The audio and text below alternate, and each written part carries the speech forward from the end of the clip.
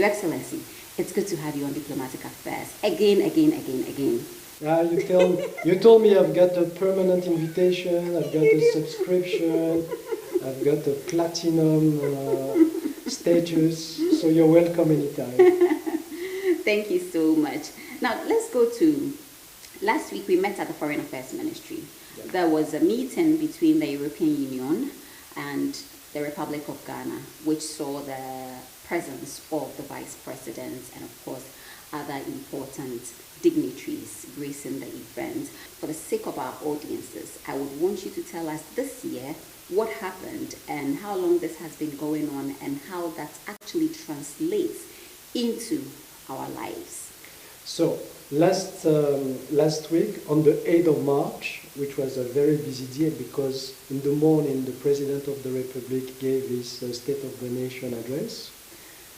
We all had to celebrate as well the International Women's Day.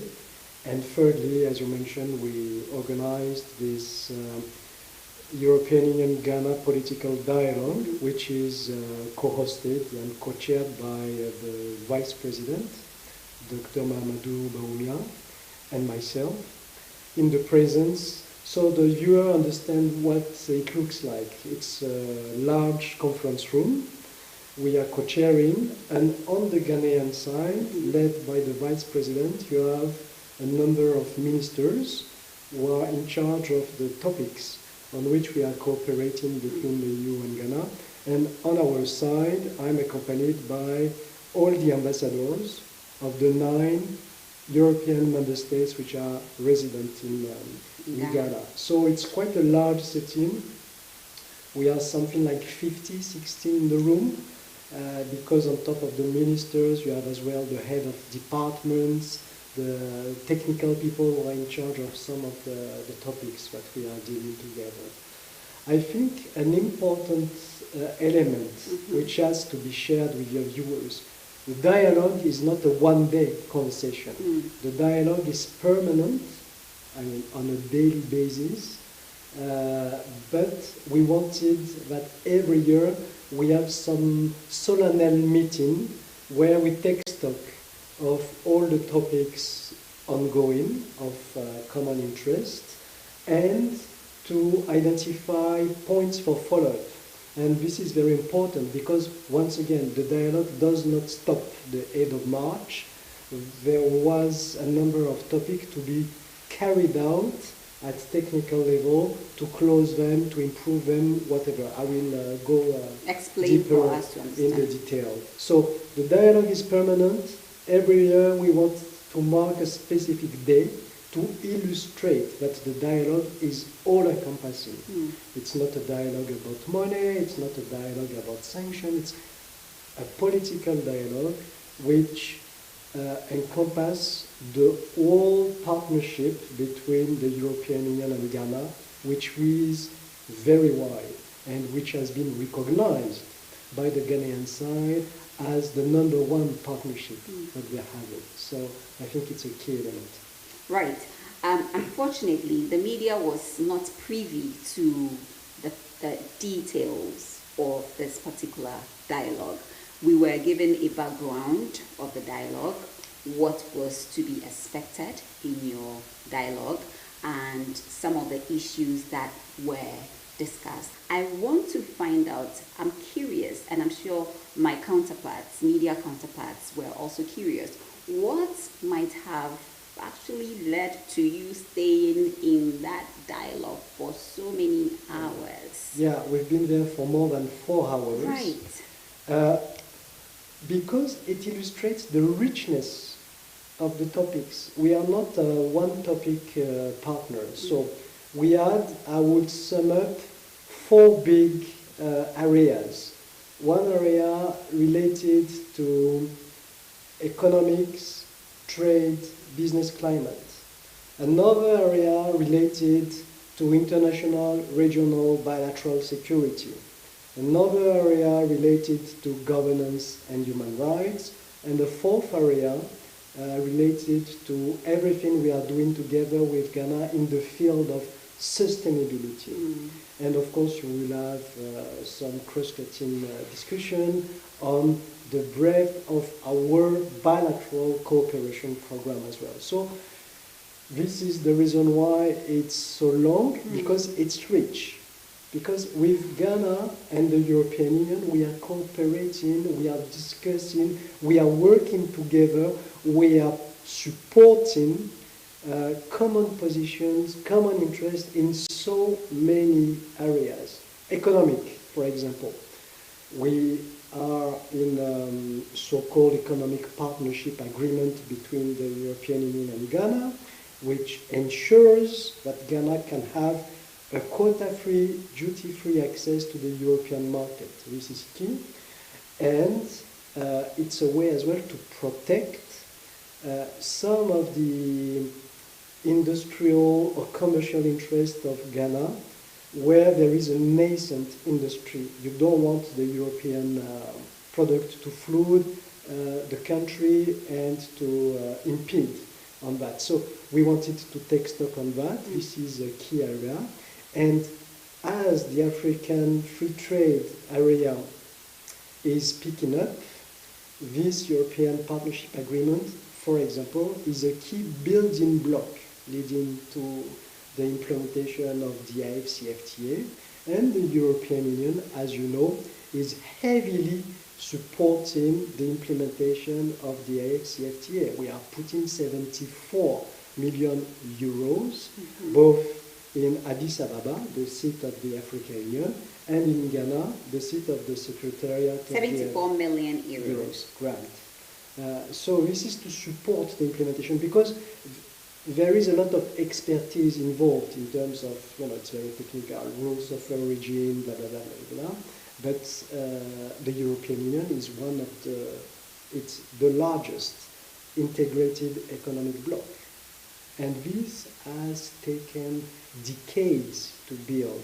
So we have some lessons to share. Not to say you have to do like us, but we have lessons to share on this field. We have failed, and maybe this is not the best way to conduct it. On this field, we have succeeded, and this is the best way to do it.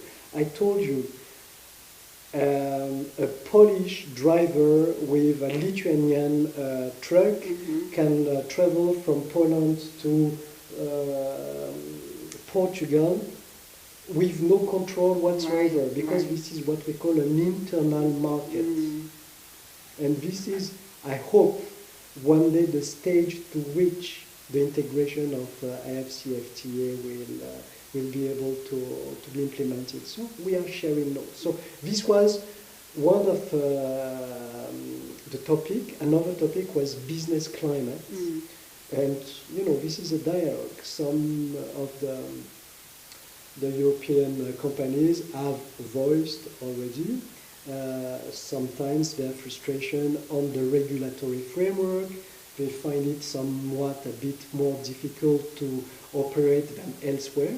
And as a follow-up to that discussion, which took place the 8th of March, yesterday, the 13th of March, we had a public event, a high-level conference on business climate, attended by the Minister of Finance, Mr. Ken Ofori-Atta, where they had a follow-up and figures, testimony from business people from Singapore, South Africa, some European countries, even Ghanaian. So, as I said, the dialogue is identifying issues to be conducted at another level when the topic has to be followed up. So this was topic number one, and you can imagine already why it's long, because Ghana is making its point, we are responding, we are making our point, Ghana is responding, so this is what makes a dialogue. So,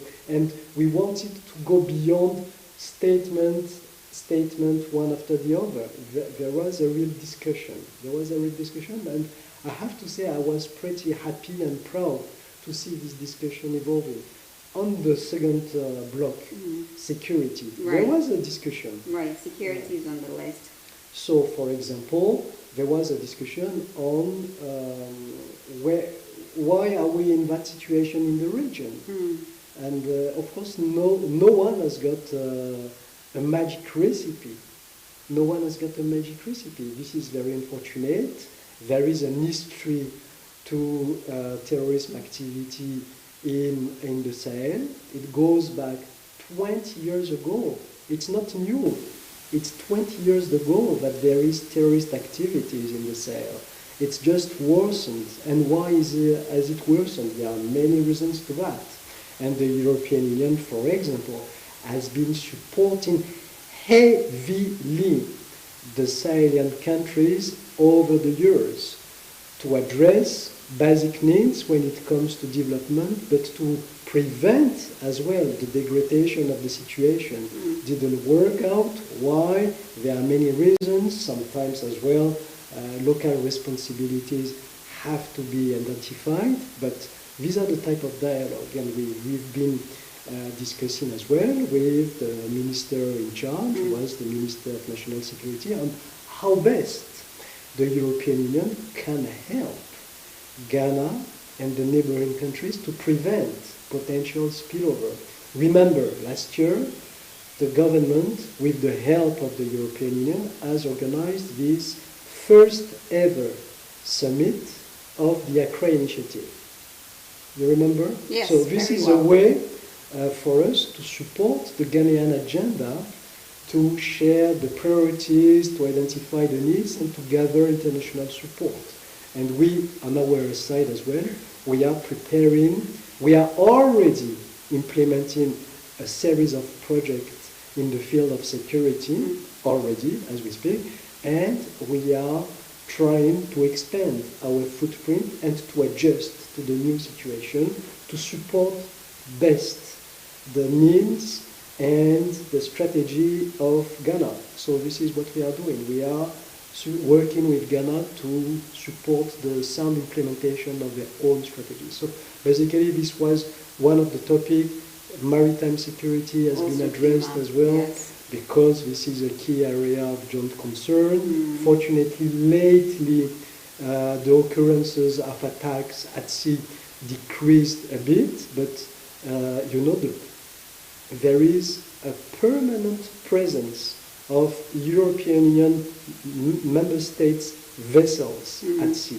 As we speak, there is a Spanish vessel which is patrolling, which called to Accra last week. But we have 5 nations who are permanently ensuring a security presence at sea. Spain, Italy, France, Denmark, and Portugal. So this is what we call coordinated maritime presence. So we don't see them, right, but they are working. We are working with the Ghanaian government and the other countries of the region, because it's not only Ghana, in order to prevent and limit and I hope eradicate piracy in this region of the world, which is one of the most exposed region to piracy. So, these are, I'm taking 5 minutes to describe a conversation which took at least 1 hour, because we need to go to the details, we need to compare notes, we need to react to the other side's submission or reaction. There are questions asked, but how do you do that? Where is the stage of implementation of that topic, so and so. So I think this is what makes it a dialogue. And that's very interesting. I think my viewers now can relate to what took place during the dialogue between the European Union and the Republic of Ghana. May I revisit the issue of security? For instance, up in the north, I'm talking about Mali, Burkina Faso. Now, regarding Mali, I learned that some EU security forces, which is, I think, France, and then was it Denmark, were pushed out by the military regime in Mali. And the perception is that the European Union has neglected or abandoned, these countries with focus to Mali to fight, security on their own or all by themselves. What is the actual narrative out there? But your answer is in your question. These forces have been pushed out, so no one is neglecting Mali whatsoever.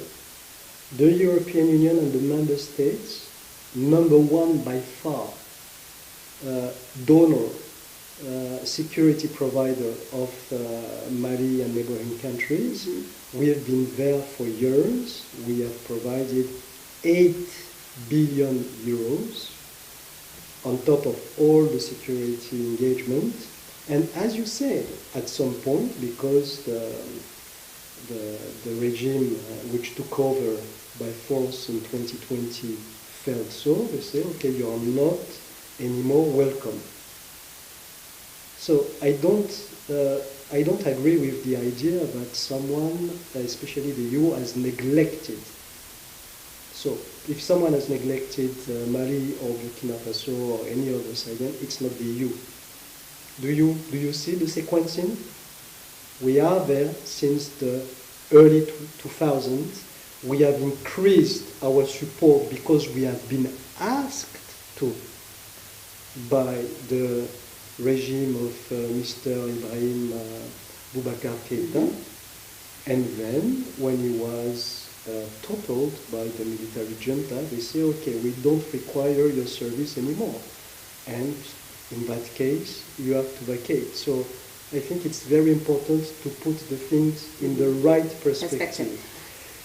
Meanwhile, we are still supporting the Mali for everything else: development, culture, water, sanitation, education, infrastructure, you name it, because we have not been asked to vacate.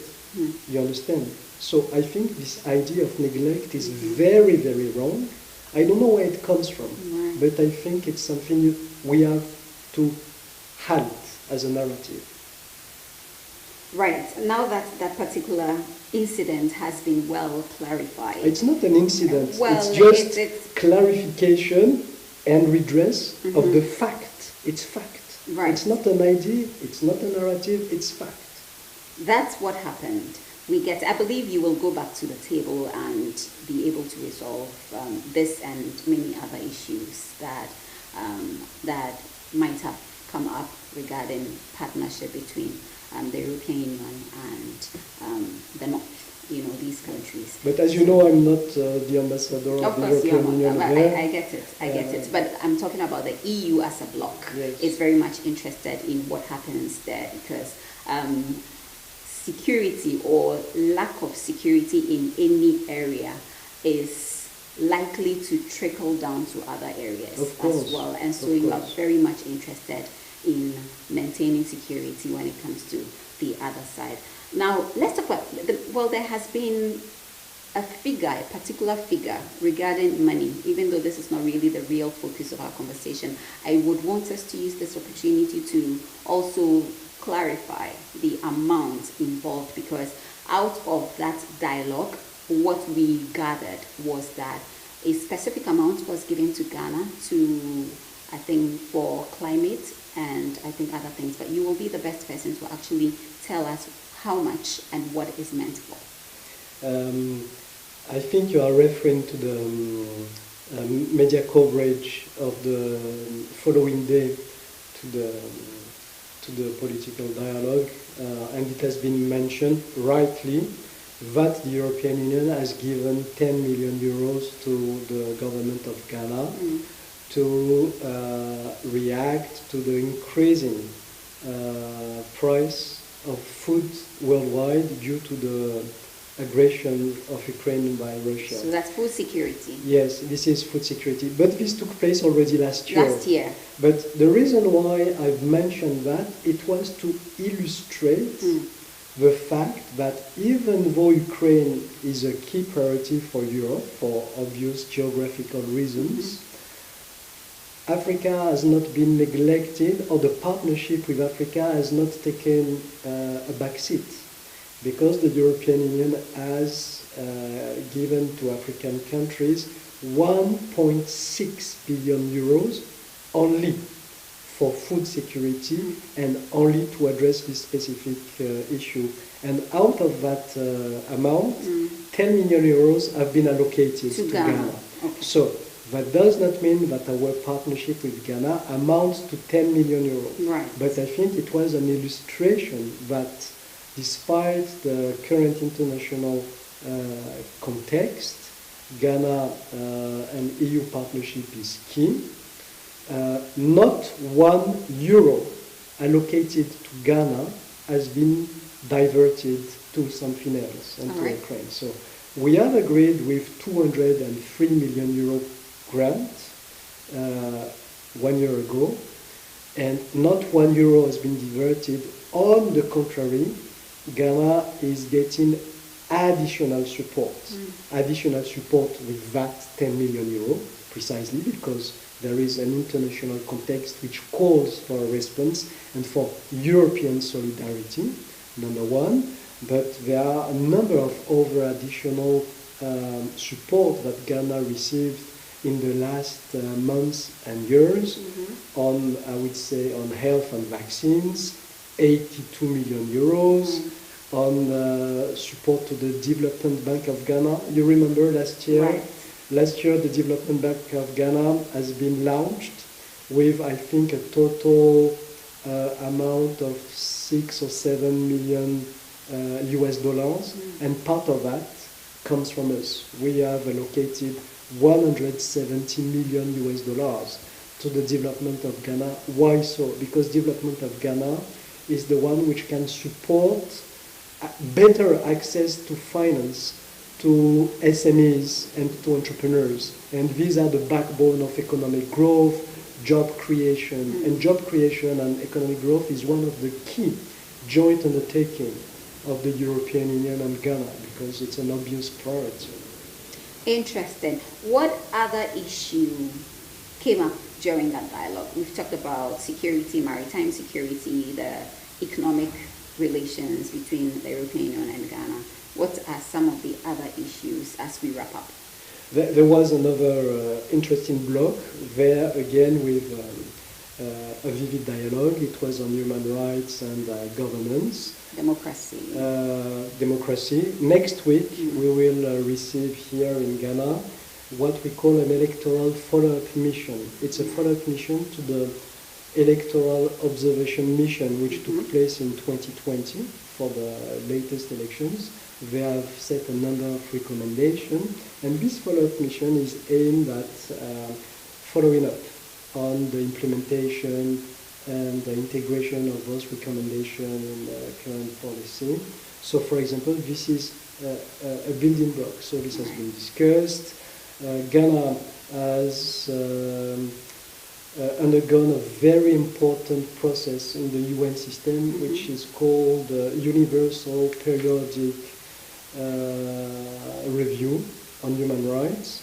It means that all the member states of the United Nations, Africa, Asia, Latin America, have made a number of recommendations on human rights when it comes to Ghana. And this, the countries are taking turns. So it's not against Ghana, it was the turn of Ghana this time around. So this has been discussed as well, because our member states have been part of the process. Like, as I said, the rest of the members of the United Nations, and this has been discussed when it comes to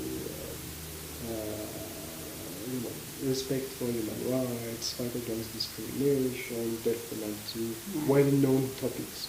And I have to say, the discussion was very substantive and not divisive at all. There was no tension, no division, nothing. It was a sound discussion on, so what next?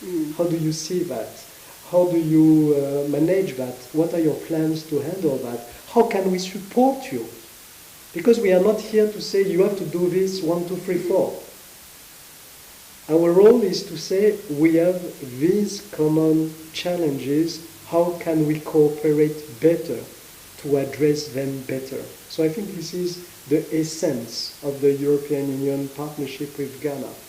Contrary to others, we are not here to say 1, 2, 3, 4, you have to do that.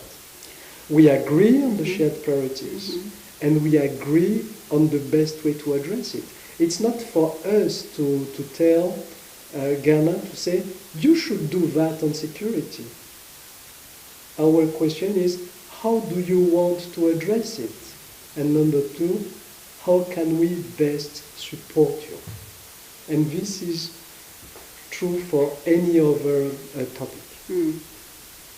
Interesting. Now, before I go, the issue of press freedom was also on the table. Of course. Ghana has dropped with regard to the global index, on the table. So we want to find out what happened in that area. Is that an issue of concern? Obviously, once it came up, it must be an issue of concern.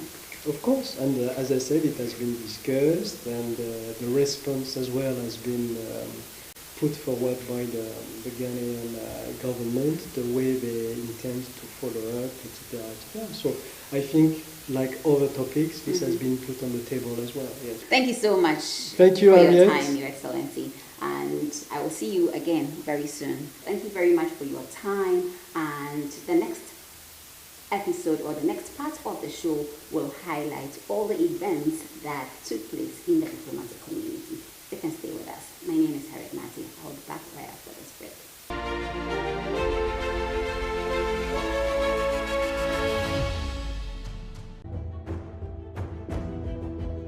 In previous seasons, you saw this.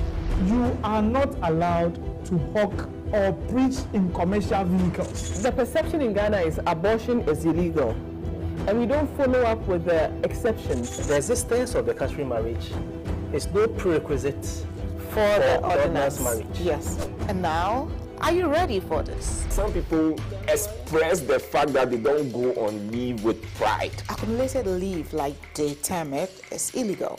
Because in Ghana we don't have enough lawyers, and the accused can apply for bail where he has no lawyer. Knowing full well that you have an STI and you do not reveal that to the person and you have the sexual contact with the person, it is also part of domestic violence. Join the Law Express panel for relevant, informative, and educative topics. It is clear that if the court grants bail, it is the registrar of the court that has the power to deal with execution of the bail. All matrimonial properties that are sold without the consent of the other party are actually null and void.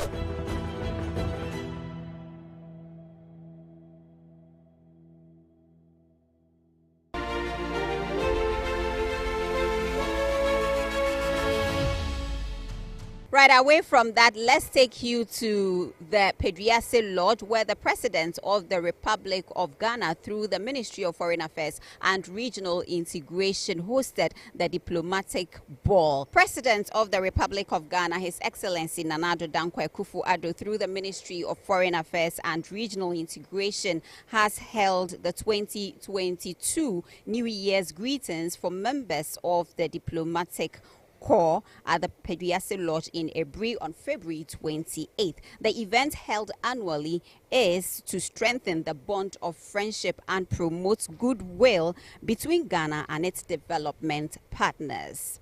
The President, in his welcome address, assured members of the diplomatic corps of Ghana's readiness to continue to promote the cordial and fruitful relations that exist between Ghana and their respective countries for the mutual benefit of all.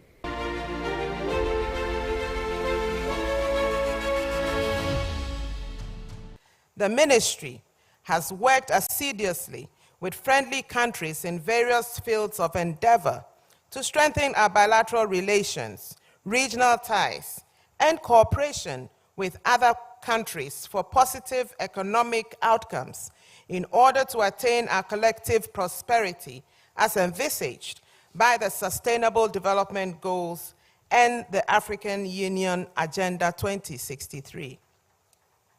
In line with our vowed principle of multilateralism, Ghana has leveraged its diplomatic leadership and experience as a non-permanent member of the United Nations Security Council to champion international peace and security, as well as the interrelated issues of terrorism, climate change, and maritime piracy. Ghana's commitment to the principles of democracy and good governance, which are prerequisites for socio-economic development, was amply demonstrated at the regional level together with member states of the Economic Community of West African States and other international bodies, which advocated for international law and democratic governance. I wish to use this opportunity to reiterate the call on the international community to support regional initiatives to complement the fight against growing threats to peace and security, including terrorism, violent extremist attacks, maritime destabilization, and unconstitutional changes of government.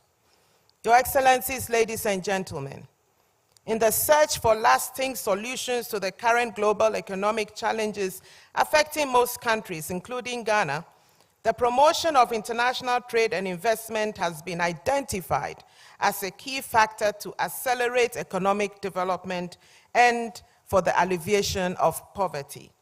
As part of efforts to reset the economy and restore stability, government has also come up with a 7-point agenda aimed at restoring macroeconomic stability and accelerating economic transformation, as articulated in the post-COVID-19 program for economic growth. The program contains a set of goals which seek to achieve the following. 1, aggressively mobilize domestic revenue. 2, streamline and rationalize expenditures. 3, boost local productive capacity. 4, promote and diversify exports. 5, protect the poor and vulnerable. 6, expand digital and climate responsive physical infrastructure. And 7, implement structural and public sector reforms. We know there will be palpable reactions to the fiscal adjustments we intend to make in the coming years to sustain our stability, recovery, and eventual transformation. But as we have shown in other circumstances, we shall turn this crisis into an opportunity to resolve not just the short-term urgent problems, but the long-term structural problems that hamper the development of our economy. We remain mindful of our responsibility to contribute to the economic and political integration of our region and continent as a whole.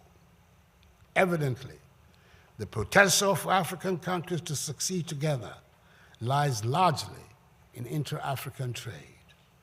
In the light of this is the successful operationalization of the Secretariat of the African Continental Free Trade Area, which is located in Ghana.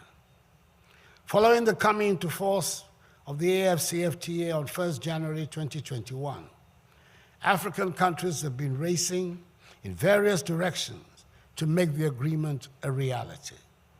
It is worth noting that on Monday, 29th August 2022, government launched the AFCFTA Hub, a digital platform to facilitate trade on the continent. We want to consolidate the successes so far and with a sense of urgency, develop the signature solutions needed to deepen intra-African trade and spare impact investments needed to bring prosperity to the continent and its peoples. Excellencies, it is sad to note that insecurity on the continent, especially in West Africa, rising insurgency, terrorism, and violent extremism remains an issue of great concern. As part of efforts to enhance human security, whilst promoting democracy and good governance for sustainable development on the continent, Ghana hosted the African Union Reflection Forum on unconstitutional changes of government in Africa from 14th to 18th March 2022. This initiative contributed a lot to the success of the extraordinary summit of the AU held on 28th May 2022 in Malabo, Equatorial Guinea, to consider possible measures to address the resurgence of military and unconstitutional changes of government on the continent. Ghana is committed to the collective continental effort to ensure peace and stability on the continent. As far as the interests of Africa are concerned, We seek collectively a peaceful and secure Africa based on the progressive ideals of fostering democracy, good governance, respect for human rights, social justice, and the rule of law. And it is for that we remain firm in our support of the sanctions regime imposed by our regional body, ECOWAS, with the backing of the AU, against the military governments that have issued out of the unconstitutional changes of government in Mali, Guinea, and Burkina Faso. We equally aspire for an Africa with a strong cultural identity, common heritage, shared values and ethics, whose development is people-driven, relying on the potential of African peoples, especially its women and youth, and caring for its children. As we work together to deepen multilateralism around the globe, it is my hope that we would also build the right bridges and forge enduring partnerships with the rest of the world.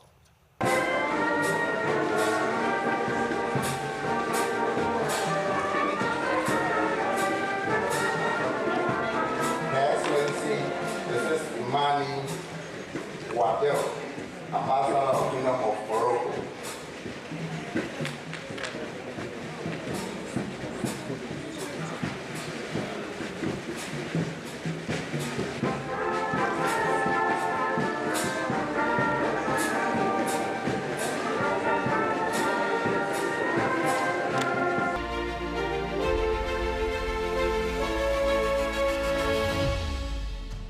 Now, our next story, Cuba and Ghana have a very good relationship, especially in the field of medical diplomacy or healthcare diplomacy. Over 500 residents in Oyarefa have benefited from a free medical outreach program organized by the Member of Parliament for the Medina constituency, Francis Javier Sosu, in partnership with the Embassy of Cuba.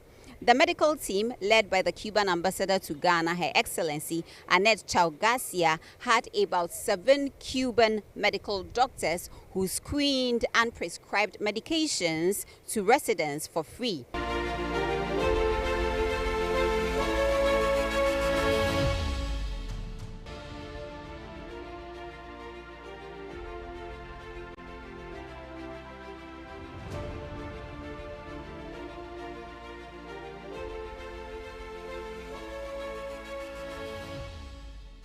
It is an outreach that is meant to reach out to the most vulnerable within the community.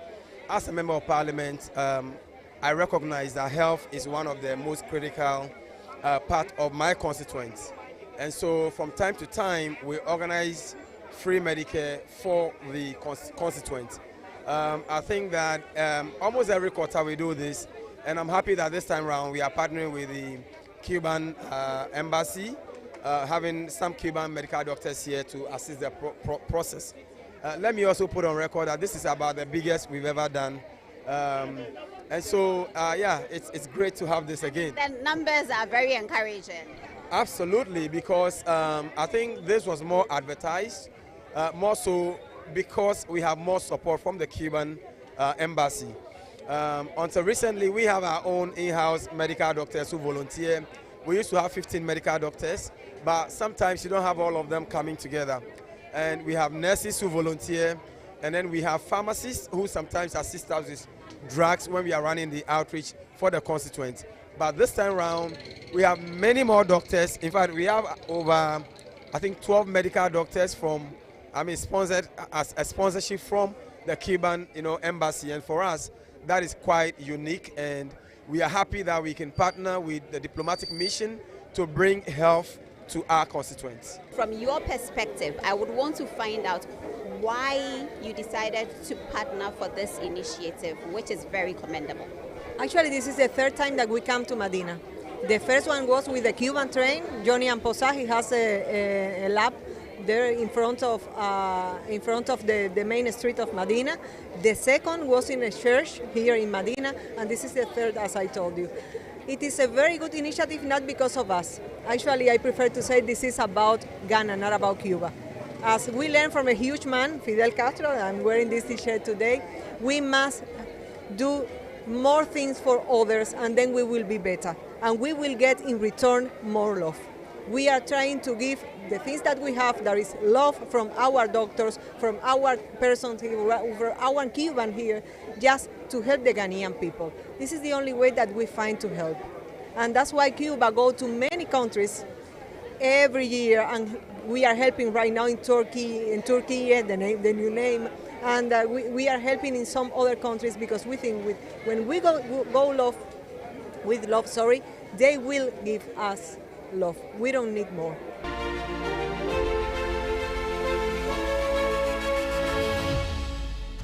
South Africa High Commission commemorates Armed Forces Day in Accra. A defense advisor at the South Africa High Commission, Accra, Colonel Andrew Arnoldus, said the South African National Defense Forces was involved in international peacekeeping missions in the continent, more so in the DRC under the UN Stabilization Mission and Mozambique under the AU mission.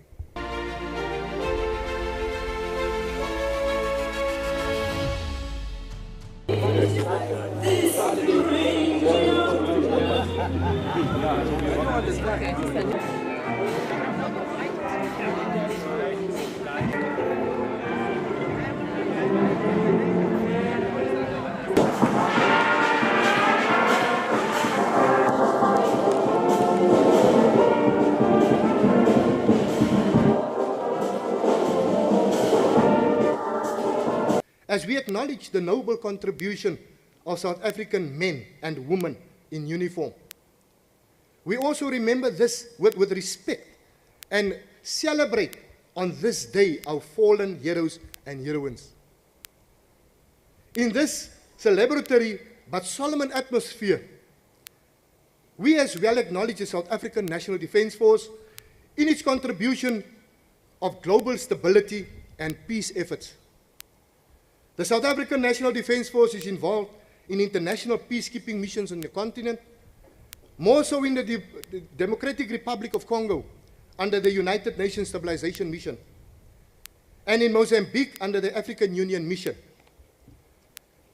Currently, there are about 1,200 South African troops deployed in the Democratic Republic of Congo as part of the Force Intervention Brigade, together with Tanzania and Malawi as counterparts.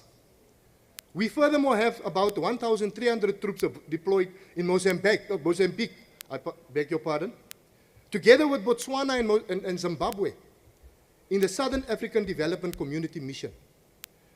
We continue to soldier on from where our fallen heroes and heroines left off. Take up the noble mandate and defend and safeguard the sovereignty of the Republic of South Africa. In the faithful discharge of this call of duty, some fall on the way, but as a country, we refuse to forget them.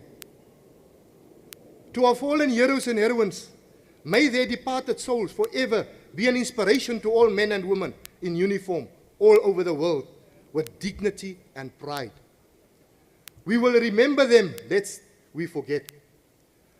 With those few words, kindly allow me to once again welcome you and entreat you all to enjoy this event. I thank you. I will now quickly request His Excellency, the Deputy High Commissioner of the Republic of South Africa, Mr. Dalamba, to address you. On this day, we celebrate our men and women in uniform and at the same time commemorate those who laid their lives in defense of the Republic of South Africa and its people. In 2012, the then President of the Republic of South Africa and the Commander-in-Chief of the South African National Defence Force proclaimed that 21st February will be observed and commemorated as Armed Forces Day. It is to be a day on which the South African population honors men and women of the South African National Defence Force by affirming its support and gratitude to them for upholding the Constitution of the Republic and defending the territorial integrity of the Republic of South Africa by protecting its people.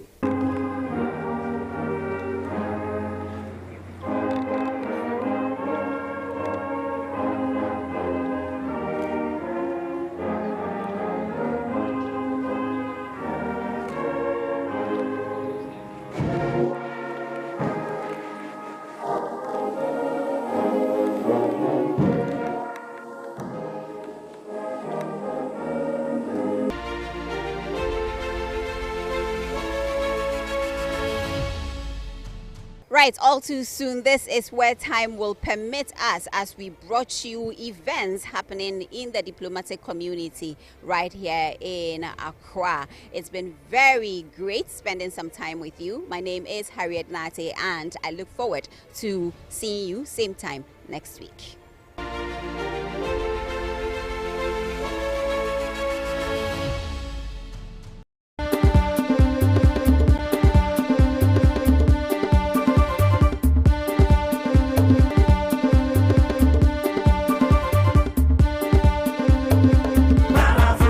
Truly African.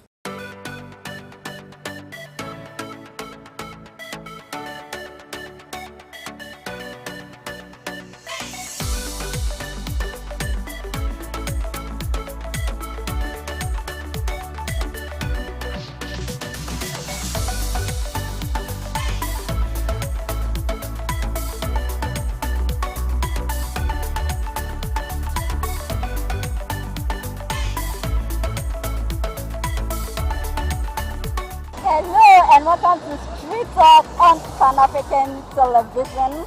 March is a very important month and this week is very significant. I'm talking about the International Women's Day, a day which has been set aside to celebrate women, to talk about their achievements, raise awareness about biases against women, to reflect on how far we have come with the agenda of women empowerment. In fact, the week's activities and especially the shows have been dedicated to promote this, to promote this. We're talking about Good Morning Africa, where we had women at the forefront of women empowerment, having insightful discussion, Wednesday Palava. But don't worry if you missed them. Today's Street Talk has also been dedicated for that purpose, women empowerment. And we are asking the question, are we making progress? Are we making progress? Because governments may put down policies and laws for this agenda, but if the people are laid back, are we making a headway or do we make a headway? And so that is what we are going to do today.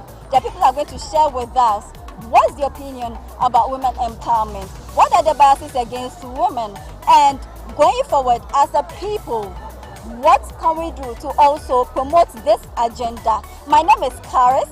Do spend your day with us on Street Talk Show.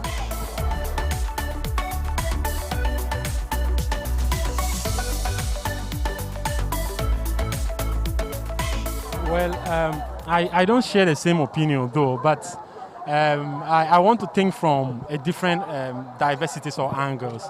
So first of all, I want to say that everyone is special in his or her own field that has been given. So a man has different qualities, a woman has different qualities. And according to the things that I've read so far, I think that women are the best managers we have in the world, and men are also some people we call the leaders and initiators. So what we have to do is that we just need to multiply whatever we have within our zone. We just need to improve upon what we have in our zone. And I think if we are able to realize that we have some responsibilities as a man and a woman has some responsibilities as a woman, and if we are going to adhere to those responsibilities, then the world is going to be a better place. But on the other hand, to the justification that what men can do, women can do, I think that that certainty or that ideology should be kind of revisited. One of the books that I read is What a Woman Needs in a Man and What a Man Needs in a Woman.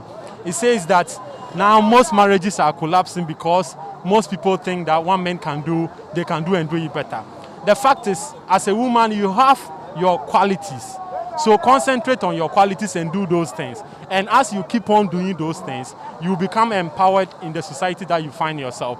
But don't concentrate on other people's own. When you do that, you leave your capabilities down and decide to chase other people's capability. So that is the little I can talk about the concept you just raised. They do a lot of times, and because a lot of people want to take advantage of them, you know, especially when they are applying for jobs, and then a whole lot of things. Even married people want to take advantage, and I think Ghana has recorded a lot of issues. Recently we heard of some, and so I think in our modern days, people take advantage of women a lot, and I think it's not fair. It's not fair. Well, I think that social policies or organizational institutions like the UN and organizations in Ghana who are responsible for women affairs should set up and institute policies that will protect women. And if those things are done, I think it will help to protect our society as well. Yes, the policies are in place. Some of them are in place, but as we say, there are potholes in it, and they are not working as it has to work. We know in our current world we have a lot of laws, but how many of them are we adhering to? So I think that first of all, the laws or the rules that has been set by the government and the non-governmental institution should be enforced. And I think, as I said earlier, the United Nations and other worldwide organizations has responsibilities in this field a lot. So the best thing they can do is to start from the junior side, you know. So as part of their curriculum, they should have something to educate them about their rights right from the beginning. So if those things are not done, when they are matured, it is very difficult to kind of adhere to some of these things. So these things should be taught in school, as most of the scriptures we have around, the Book of Mormon says, and other scriptures, the Quran says, if you want to start peace, you start with the children. So if you want to start any other policy in Ghana, I think the youth and the matured people, it's very difficult for them to adhere to some of these things. So we should start from the children. I mean, they are now coming and their brain is a bit fresh and is elastic to kind of absorb some of these things right from school. There is this article I wrote about contraceptives, which is on Ghana Web now. So I will first of all want to seize this opportunity to talk about it. So contraceptive, as we know, is one of the means that women use to kind of plan how they are going to give birth. On the other side of the coin, it's a very good idea. But when you study the history of contraceptives in this world, even the first person who introduced it was arrested, jailed, and when she came back, she decided to kind of enforce that same idea. And later they realized that the person has a point, so they had to kind of invest, money into it, as in research, so that they can accept it. But now we've realized that contraceptive is causing a whole lot of things, because people don't know the consequences of it, and they decide to buy it on their own too. So in order to kind of empower women, I want to talk about, if you want to use any contraceptive, don't just visit the pharmacy shop and purchase those things. The best thing to do is just to see your medical officer or your health personnel to kind of prescribe a very good contraceptive for you. And also you can ask the pharmacist or perhaps the medical doctor about the effect or the side effect of those contraceptives. Because to the best of my knowledge, if you want to read about the article, it's on Ghana Web, The Hidden Secret of Contraceptive. So to the best of my knowledge, it has a lot of complications. But if you are aware of these complications and you speak with a health expert, I think they will give you the best contraceptive method to use. And in the health sector too, we know that women are very prominent. In fact, their system from head to toe is different from men. So the best that we can do is also to start education right from school, especially hygiene is one of the things that they need to, because it's very easy for women to pick infections. But you know, men, we are created differently. You know, so I think that these things has to start from school. That is always my concept. When we start these things from school, it will help the students very well, especially both men and women. We shouldn't be like we are teaching only the women. No, we should teach both sides, because by the end of the day, the men are going to marry. So when they get perhaps their spouse or something, they can also enforce this knowledge that they had right from school.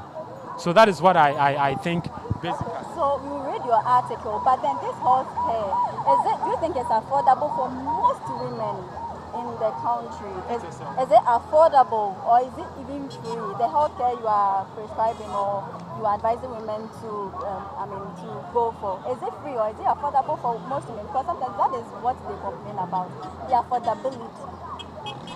Yes, it is, and even to some of them, to some extent, it's even free, like the family planning.